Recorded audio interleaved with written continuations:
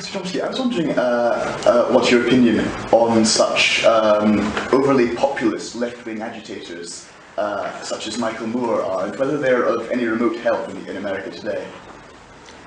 Well, I don't exactly know what overly populist means. He's trying to reach the general public, that's for sure. Yeah, I think he's had a very significant effect. I don't know if it's the left. He reaches a general audience. Just out of curiosity, I don't see films much, but my wife and I went to watch Bowling for Columbine and went purposely to a sort of lower middle class, working class neighborhood where we see what more interested in the reaction than in the film.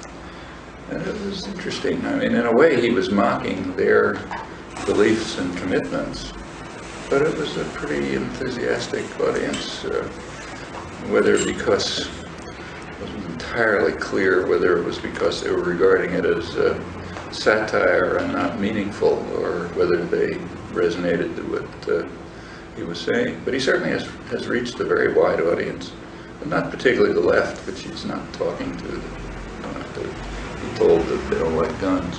But and of course, there's a backlash.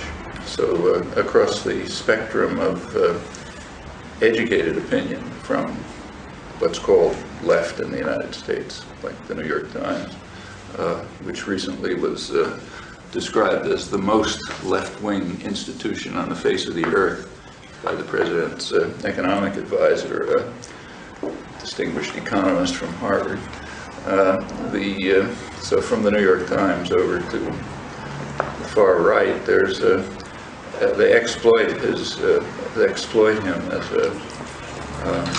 a way of kind of undermine anything he's speaking for. Actually, that's true in England too.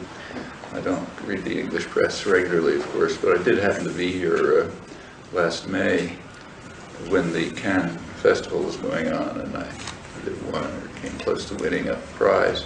And there was a long interview with him in one of the British journals, maybe The Independent, I don't recall, which was a rather derisive interview.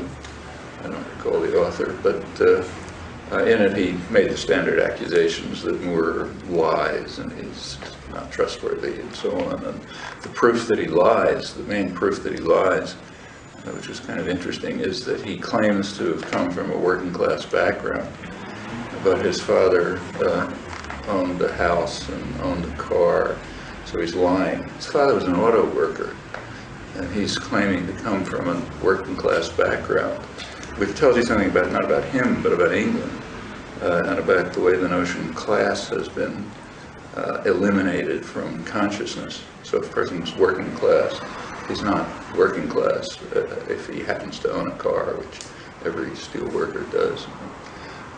But that's pretty standard, the kind of derision of his somewhat class-based and somewhat populist critique. What the overall effect is, it's hard to say, because the propaganda is all on the other side. So what reaches readers of the press and people who watch television and so on is the derision and the fabrication about his untrustworthiness and so on. On the other hand, he reaches a large audience, so it's a mixed effect.